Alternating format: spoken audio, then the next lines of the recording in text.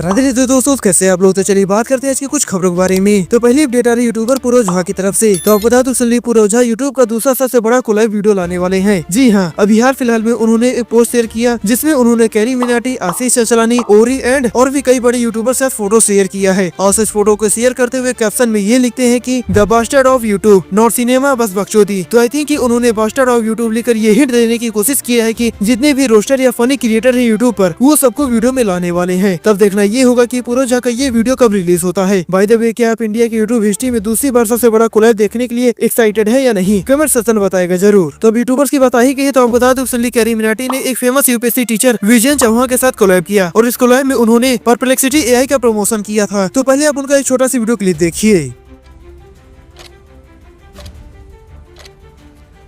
Hair style तो अच्छा है लेकिन बैठने का तरीका थोड़ा कैजुअल है। Sorry sir. आपने लिखा है कि आप फार्मिंग करते हैं। किस चीज की फार्मिंग करते हैं? Aura farming sir.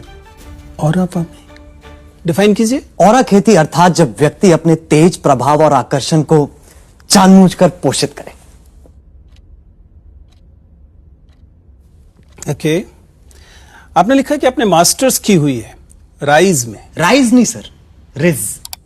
रिज क्या होता है ये? तो इस कोलैब वीडियो के बाद से काफी सारे लोग विजयन चौहान को ट्रोल करने लगते हैं क्योंकि विजयन चौहान बड़े वसूलों वाले आदमी लगते हैं, ऐसा उनकी बातों से लगता है। और उनका इमेज भी बच्चों के बीच और लोगों के बीच कुछ ऐसा ही बना हुआ है। बट इस कोलैब के बाद से उन्हें काफी ज्यादा ट्रोल किया जाने लगा। जैसे गगन प्रताप सर, जो की एक मैथ्स के टीचर है और ये भी गवर्नमेंट एग्जाम की प्रिपरेशन कराते हैं, वो ये लिखते हैं कि एक दिन सर ने यह कहकर आपत्ति जताई थी कि ऑनलाइन अब्यूजिव कंटेंट को बढ़ावा देना समाज के लिए हानिकारक हो सकता है। अब वे खुद ऐसे लोगों के साथ मिल गए हैं। इस तरह से साबित हुआ कि पैसा हमेशा किसी भी चीज से ज्यादा मायने रखता है। तो वसूलों की बात आई गई तो बात करते हैं एक आईएएस ऑफिसर के बारे में जिन्होंने अपने वसूल को 10 करोड़ रुपए में बेच दिया। जी हाँ, आपको बता दूं कि मध्य प्रदेश के हरदा के एक आईएएस ऑफिसर हैं जिनका नाम है नागार्जुना बी गौड़ा और ये 2019 बैच के आईएएस हैं। तो सली इनके अगेंस्ट 10 करोड़ रुपए रिश्वत लेने का आरोप लगा है। ऐसा बताया जा रहा है कि अवैध खनन यानी कि इलीगल माइनिंग करने वाली एक कंपनी पर 51 करोड़ रुपए का फाइन लगा हुआ था, जिसको घटाकर इस आईएएस ऑफिसर ने 4000 रुपए कर दिया। जी हाँ, आप सही सुन रहे हैं, 51 करोड़ रुपए जुर्माने को घटाकर इन्होंने 4000 रुपए कर दिया और इसके बदले में इनको 10 करोड़ रुपए मिले। बाय द वे, आपको बता दूं कि यही एडीएम साहब हैं जिन्होंने एथिक्स पर बहुत बढ़िया किताब लिखा हुआ है। बट उनसे गलती ये हो गई कि जिस किताब को इन्होंने लिखा खुद ही नहीं पढ़ पाए। शायद पढ़ लिए होते तो ये भी कुछ एथिक्स सीखे ही जाते। तो आज एथिक्स की बात आई गई है तो बात कर लेते हैं जॉनसन एंड जॉनसन कंपनी के बारे में। तो इसको तो आप लोग जानते ही होंगे। अगर किसी के घर में बच्चा है तो उसके घर में जॉनसन का सोप, पाउडर और ऑयल तो कम से कम देखने को मिल ही जाएगा। लेकिन ये कितना ज्यादा खतरनाक हो सकता है आइए जानते हैं। तो आप बता दूं कि कुछ टाइम पहले अमेरिका के लॉस एंजलिस में एक कपल ने इस कंपनी के अगेंस्ट केस कर दिया था और उनका ये कहना था कि उन्होंने अपने बच्चे के लिए जॉनसन के अलावा किसी भी कंपनी का प्रोडक्ट यूज नहीं किया, जबकि ये कंपनी क्लेम करती है कि इसका प्रोडक्ट बच्चों के लिए ही बना है और काफी ज्यादा सेफ है। फिर भी उनके बच्चे को कैंसर हो गया। आफ्टर दैट उस कपल ने इस कंपनी के अगेंस्ट केस लड़ा और कोर्ट ने पाया कि जॉनसन एंड जॉनसन के प्रोडक्ट में कुछ ऐसे केमिकल्स हैं जो बच्चों को नुकसान पहुंचा रहे हैं, यहाँ तक कि कैंसर का भी सामना करना पड़ सकता है। फिर क्या, कोर्ट ने कंपनी को ऑर्डर दिया कि उस कपल का जो भी नुकसान हुआ है उसके लिए कंपनी को 8500 करोड़ रुपए का कंपनसेशन देना पड़ेगा।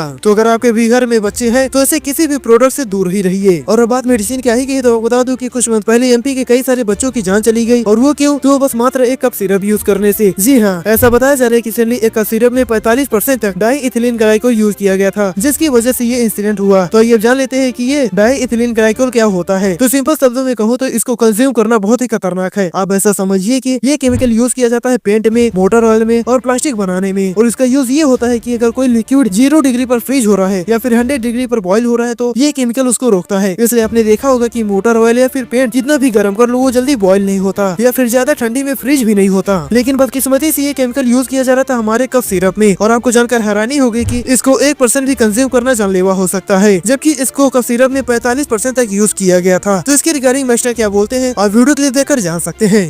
जिस दिन मेरे पास अंधा पैसा आ गया सबसे पहले देश छोड़ के जाऊंगा। इसलिए नहीं कि मेरे को इस देश से प्यार नहीं है। इस देश में जब बच्चे जहरीला कफ सिरप पी के मारे जाते हैं, मिनिस्टर से सवाल करो, मिनिस्टर कहता है 1-2 दिन पुरानी बातें लेके मत आओ, कुछ नई बातें लेके आओ।